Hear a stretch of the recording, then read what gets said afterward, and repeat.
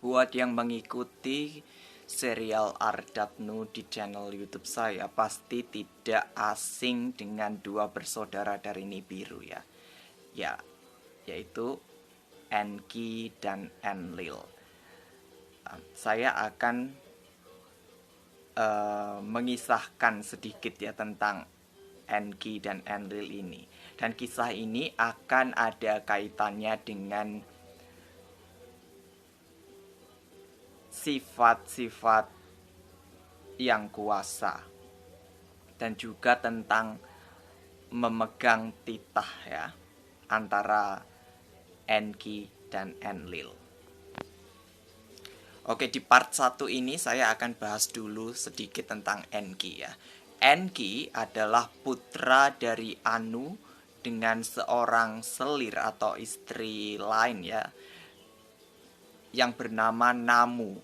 Nah, Namu ini sebenarnya adalah matriarh dari bangsa Nibiru ya. Dia ini nenek buyut ya sebenarnya. Namu itu punya anak Anshar dan Kishar, kemudian Anshar dan Kishar baru punya anak Anu dan Ki ya. Nah, Enki ini adalah seorang engineer ya, seorang insinyur penciptaan.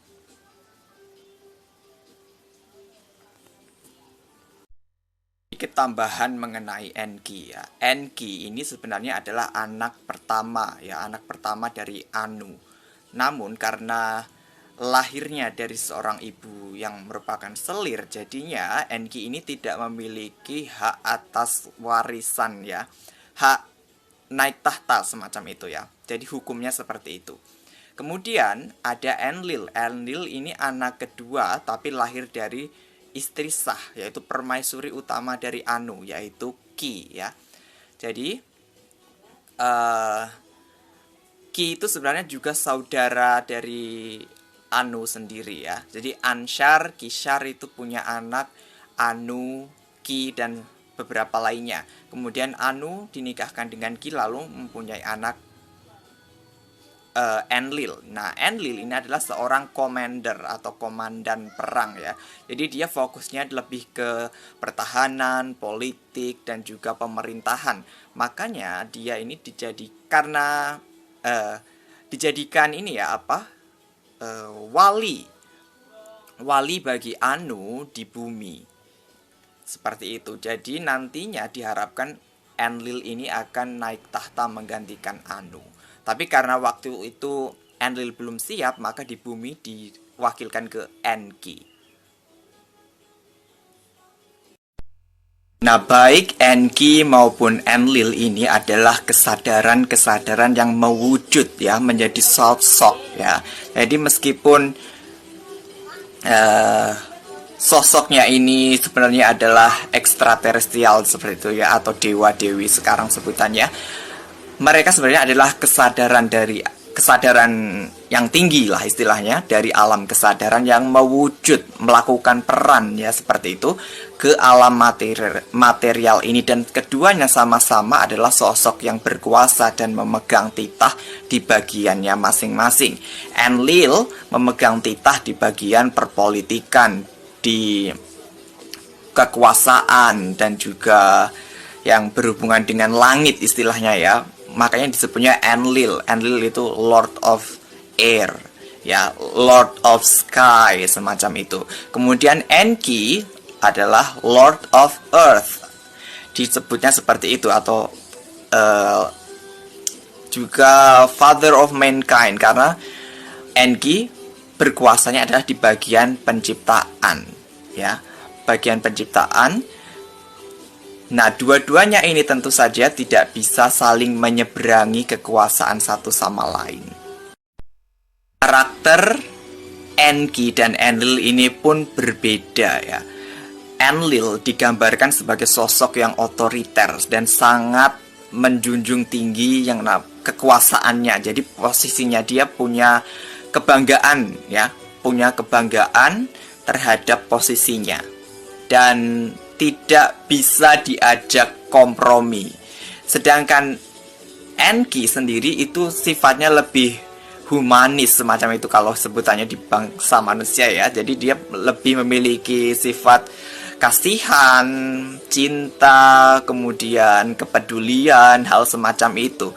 Nah, untuk di bagiannya masing-masing, karena mereka memegang kuasa di bagiannya masing-masing, hal seperti itu pantas ya, pantas dilakukan. Misalnya Enlil berkarakter seperti itu ya pantas, karena memang kuasanya di situ. Malah tidak pantas kalau Enlil memiliki sifat welas asih, sifat mudah kasihan, penuh cinta semacam itu, malah salah justru ya.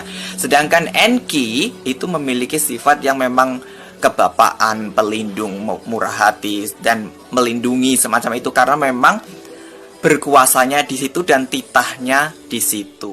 Oke, sekian tadi latar belakang dari Enki dan Enlil ya. Sekarang kita masuki ke inti ceritanya. Jadi singkat cerita, setelah Enki menciptakan manusia, bla bla bla bla bla bla, kemudian ini di zamannya Siusudra ya, ketika manusia sudah banyak ya di negeri Shinar atau sebutannya sekarang Mesopotamia, itu manusia sudah terlalu banyak dan juga terjadi yang namanya percampuran antara manusia dengan Igigi, sehingga menciptakan istilahnya anak haram semacam itu ya, yang seharusnya tidak terjadi. Nah, bagi Enlil itu adalah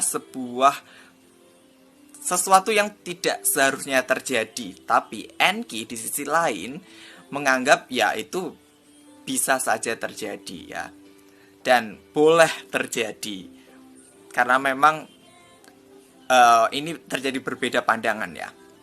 Kemudian karena kesadaran Enlil ini ya, kesadaran Enlil menganggap bahwa bumi ini harus diselamatkan dari kekotoran ini, kekacauan yang disebabkan oleh manusia dan juga percampuran-percampuran ini, maka diadakanlah pertemuan para dewan. Pertemuan para dewan tersebut diputuskan bahwa akan diadakan yang namanya pemusnahan ya, untuk membersihkan bumi, karena bumi saat itu memang kesadaran bumi, lebih tepatnya kesadaran bumi itu menginginkan yang namanya pembersihan. Nah, bagi Enlil yang memang memegang kuasa di bagian tersebut ya,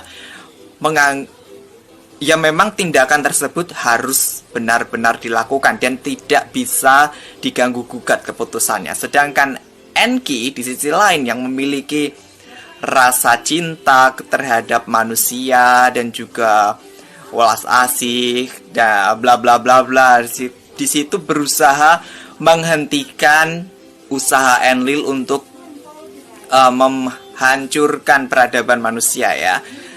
Nah, disinilah Enki sebenarnya sudah melewati batasan ya. Dia terpengaruh dengan cipta rasa karsa ya.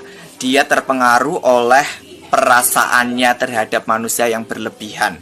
Padahal dia melihat, menyadari bahwa bumi itu tidak baik-baik saja, dan manusia juga saat itu tidak baik-baik saja. Dan memang kesadaran bumi itu menginginkan adanya pembersihan. Itu ya yang membedakan antara Enki dan Enlil ya. Ketika dihadapkan pada suatu kenyataan, Enlil itu masih tetap terhubung dengan kesadaran agungnya, terhubung dengan sifat-sifat yang kuasa, yang berkuasa, tidak terpengaruh oleh cipta rasa dan karsa. Tapi di cerita tersebut Enlil dijadikan sebagai villain ya. Bahkan banyak sekali orang yang menganggap Enlil sebagai villain. Ya, tidak masalah. Bukan itu poin dari cerita ini ya. Sedangkan Enki itu sudah melenceng dari kesadaran agungnya dan juga melenceng dari sifat yang berkuasa dan kuasa dan berkuasanya itu, karena sudah terpengaruh oleh cipta rasa dan karsanya. Nah, tapi ketika Enki melakukan konfrontasi dengan Enlil, bahkan hampir terjadinya perang dan dihentikan oleh Ninhursag ya, atau Ninmah, Enlil berkata kepada Enki, "Wahai saudaraku, aku akan melakukan apa yang harus aku lakukan. Itu adalah tugasku. Dan kamu lakukan apa yang harus kamu lakukan dan aku tidak akan menghentikannya." Posisi tersebutlah kemudian barulah Enki itu menyadari bahwa dia itu sudah melenceng dari kesadaran agungnya ya. Jadi kemudian dia kembali berpikir, oh, Enlil memang tugasnya seperti itu dan dia tidak bisa diganggu gugat lagi karena dia memang terhubung dengan kesadaran agung dan juga sifat-sifat berkuasa, sifat-sifat yang kuasa yang berkuasa semacam itu ya. Dan dia juga memegang titah. Maka yang tidak memegang titah di bagian tersebut ya otomatis harus tunduk ya, harus tunduk dan mundur, sadar diri, sadar posisi.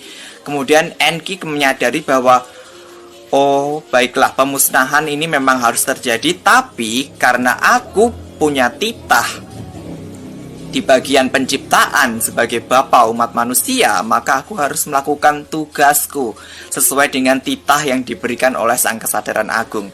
Nah, disitulah kemudian Enki menemui Zeusudra, mengajarkan cara membuat bahtera, kemudian dibantu oleh Ninmah mengumpulkan sampel-sampel DNA makhluk hidup, bla bla bla bla bla. Kemudian bahtera jadi, kemudian mereka mulai bersiap untuk penghancuran dan singkatnya datanglah itu badai, banjir, dan air bah yang menenggelamkan sebagian dari sinar. Kesimpulannya, ketika kita menjalankan kehidupan, menjalankan pelayanan, dan juga menjalankan tugas kita dalam kehidupan ini harus dilandaskan pada kesadaran ya, kesadaran agung, bukan cipta, bukan rasa, bukan karsa. Jadi ketika dihadapkan pada suatu kenyataan, maka kita harus tetap terhubung ya, terhubung dengan kesadaran agung tersebut, bukan malah melakukan penyangkalan terhadap kenyataan yang ada di depan kita semacam itu ya. Terkadang ketika kita terhubung dengan kesadaran agung, itu akan membuat kita terlihat kejam, terlihat keji, terlihat buruk di mata orang lain ya. Artinya kalau memang seperti itu, ya berarti mungkin disitulah kamu berhasil menjalankan tugas kamu ya, sesuai dengan kesadaran yang ada. Sesuatu yang kejam, sesuatu yang keji semacam itu biasanya adalah bentuk lain ekspresi dari sifat welas asih. Seperti yang saya sebutkan sebelumnya, ada banyak cara untuk mengekspresikan welas asih. Salah satunya adalah menunjukkan dengan cara yang paling kejam sekalipun.